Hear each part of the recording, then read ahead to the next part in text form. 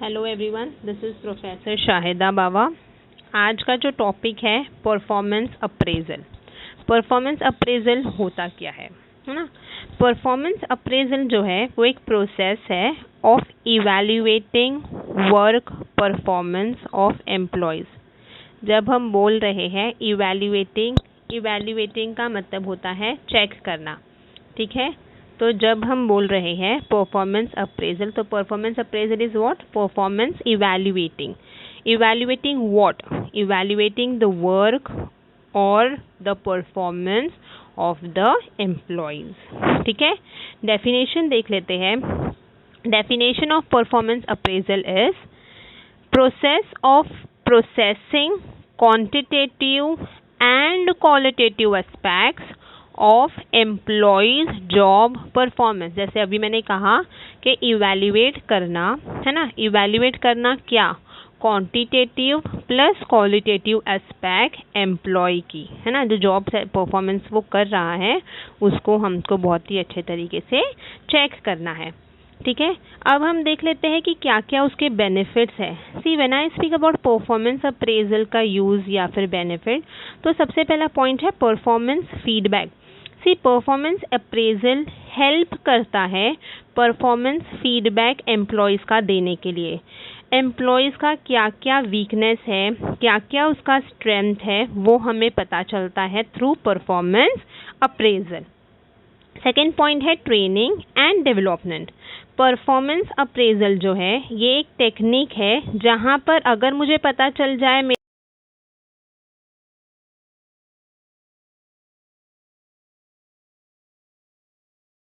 Training दूंगी, है ना। तो देखो पॉइंट कैसा रिलेट किया कि परफॉर्मेंस फीडबैक है, मतलब परफॉर्मेंस इवैल्यूएशन अगर मैं कर रही हूँ तो मुझे पता चलेगा मेरे एम्प्लॉयज़ का वीकनेस और स्ट्रेंथ, उसके हिसाब से मुझे उन लोगों को ट्रेनिंग देना पड़ेगा। अगर तो उनका स्ट्रेंथ है ना, मतलब अगर उन लोगों ने अच्छे तरीके से काम किया है, या फिर अगर उनमें कुछ वीकनेस है भी, तो मैं उनको क्या करूँगी? मैं उनको मोटिवेशन दूंगी, मोटिवेट करूंगी एम्प्लॉयज़ को, ताकि उन लोग अच्छे तरीके से काम कर सके। मैं मोटिवेट कैसे कर सकती हूँ? थ्रू मॉनिटरी या नॉन मॉनिटरी इंसेंटिव्स। अगर मैंने अभी मोटिवेट किया, मोटिवेट करने के बाद में उन लोग अच्छे से काम कर रहे हैं, तो मैं उन लोगों को प्रमोट करूंगी, है ना। मैं क्या करूंगी? प्रमोशन दूंगी उन लोगों को। अगर उन लोगों ने मेरे मोटिवेशन के बाद भी काम अच्छे से नहीं किया, तो कहीं ना कहीं मुझे क्या करना पड़ेगा? I need to transfer them, है ना। तो performance appraisal is useful in transferring, और I can say in transfer decision of employees, ठीक है। फिर उसके बाद में है human resource planning. See appraisal जो है, अप्रेजल प्रोसेस हेल्प करता है ह्यूमन रिसोर्स प्लानिंग के लिए कि मुझे कितने एम्प्लॉयज़ चाहिए, ठीक है। मैंने बहुत सारे लोगों को प्रमोट किया होगा, बहुत सारे लोगों को ट्रांसफ़र किया होगा, बहुत सारे लोगों को मैंने टर्मिनेट भी तो किया होगा ना, depending upon the strength and weakness of the employees. तो उस हिसाब से भी मैं क्या करूँगी? उस हिसाब से मैं प्लानिंग करूँगी, ठीक है। नेक्स्ट है इफ़ेक्टिव कम्युनिकेशन। सी अप्रेजल जो है हेल्प करता है इंटरव्यूज़ लेने के लिए, रिपोर्ट्स लेने के लिए। तो इससे क्या होगा? Appraisal interview and reports can be effective means of communication, है ना। कम्युनिकेट भी तो होना बहुत ज़्यादा ज़रूरी है, सबॉर्डिनेट सुपीरियर, सुपीरियर सबॉर्डिनेट। तो यहाँ पे इफेक्टिव कम्युनिकेशन।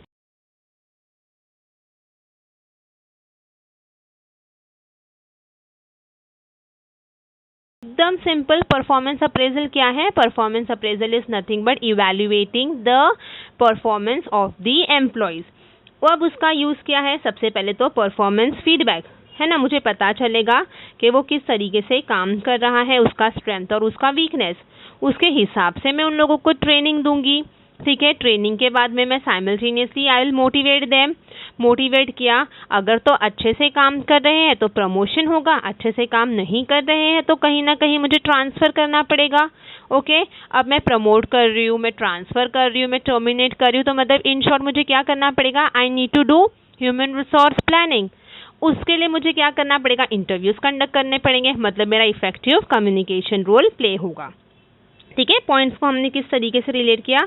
नेक्स्ट है लिमिटेशंस, है ना। देखो अगर तो किसी का एडवांटेजेस है तो डिसएडवांटेजेस भी होगा, यूज है बेनिफिट है तो फॉर श्योर ड्रॉबैक्स लिमिटेशंस भी तो होंगे।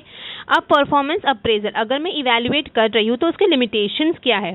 सबसे पहला है हेलो इफेक्ट। हेलो इफेक्ट क्या होता है कि एक ही पॉजिटिव फैक्टर मैं अपने रेटी का या फिर मैं अपने एम्प्लॉयज़ का जानकर उसको क्या करूँगी, उसको मैं रेट करूँगी कि अच्छा इसने ये अच्छा काम किया है तो उसको क्या करो, इसको प्रमोशन दे दो, ठीक है। तो मैं क्या कर रही हूँ, एक ही पॉजिटिव फैक्टर ध्यान में रख रही हूँ और उस एक पॉजिटिव फैक्टर से अगर तो मैंने इवैल्यूएट किया तब हम उसको बोलेंगे हेलो इफेक्ट।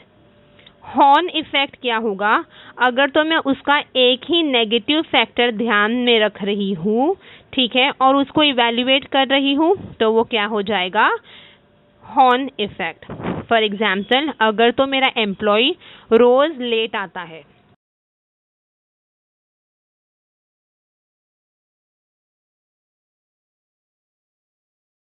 लेट आता है ना, वो उसका क्या है, नेगेटिव फैक्टर है। मैं ये नहीं देख रही हूँ कि उसने काम अच्छे से किया है या नहीं किया है, मैंने सिर्फ और सिर्फ कौन सा फैक्टर देखा कि वो लेट आ रहा है, वो फैक्टर देखकर मैं उसको क्या कर रही हूँ, उसका स्कोर जो है, जो उसका इवैल्यूएटिंग है वो मैं लो डाउन कर रही हूँ, तो हम उसको कहेंगे हॉर्न इफेक्ट। नेक्स्ट है सेंट्रल टेंडेंसी। सेंट्रल मतलब मैं चाहे वो अच्छा काम कर रहा हो चाहे वो काम अच्छा नहीं कर रहा है, जब मैं सभी को एवरेज स्कोर देती हूँ मैं उसको कहती हूँ सेंट्रल टेंडेंसी, ठीक है। तो बहुत सारे ऑर्गेनाइजेशंस है जो एवरेज स्कोर सिस्टम इस्तेमाल करते होंगे, ठीक है। तो हेलो मतलब पॉजिटिव फैक्टर है ना। फॉर एग्जाम्पल ये जान सकते हो तुम लोग, अगर तो हम बहुत ही अच्छे से जानते पहचानते हैं लोगों को तो हम हेलो करके स्माइल देते हैं, तो मतलब स्माइल क्या है, मेरा पॉजिटिव फैक्टर, तो वो याद रहेगा। हॉर्न इफेक्ट मतलब इरिटेट, गुस्सा करते हो ना, ट्रैफिक में फंस जाते हो तो हॉर्न बजाते रहते हो, राइट, तो वो क्या है, तुम्हारा नेगेटिव फैक्टर है। अब समझा। सेंट्रल टेंडेंसी क्या होगा, सेंट्रल इज एवरेज स्कोर, ना अच्छा देखा ना बुरा देखा, कुछ भी नहीं, एवरेज पे चल रहा है, तो दैट इज सेंट्रल टेंडेंसी। अभी परफॉर्मेंस अप्रेजल जो है वो एक्सपेंसिव है, ठीक है। क्यों एक्सपेंसिव है, क्योंकि एक्सपर्ट्स मुझे बुलाने पड़ते हैं, तो बहुत सारा जो अमाउंट है वो मुझे खर्च करना पड़ता है, बहुत सारी फीस लगती है, तो इसलिए हम कह सकते हैं ये जो है वो कॉस्ट फैक्टर है। फिर है प्रॉब्लम ऑफ लीनियंसी। जैसे मैंने कहा कि मैंने सिर्फ उसकी एक आदत देखा, एक पॉजिटिव फैक्टर देखा, उसको मैंने क्या किया, स्कोर हाई दे दिया, तो ये क्या है, लीनियंट है। देखो नेक्स्ट पॉइंट है प्रॉब्लम ऑफ स्ट्रिक्टनेस।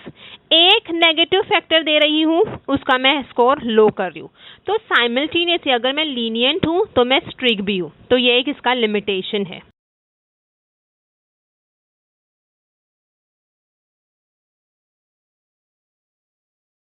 एम्प्लॉय पर आज की तारीख में अगर वो बहुत ही सॉफ्ट स्पोकन है, बहुत अच्छे तरीके से काम को हैंडल कर रहा है, टाइम टू टाइम आ रहा है, तो आज का मैंने लेटेस्ट बिहेवियर उसका देखा और उस बिहेवियर पे अगर मैं उसको स्कोर दे रही हूँ तो वो भी तो एक प्रॉब्लम है ना, क्योंकि मैंने उसका पास का जितना भी था वो मैंने सब इग्नोर किया।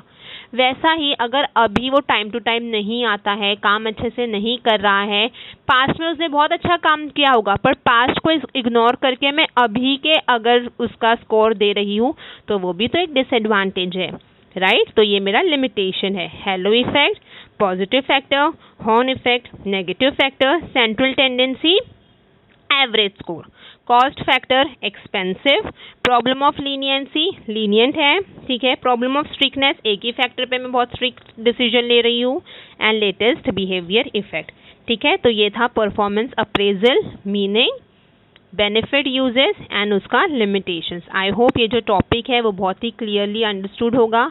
अगर अच्छा लगा होगा तो do like, subscribe and comment on my YouTube channel. Thank you everyone.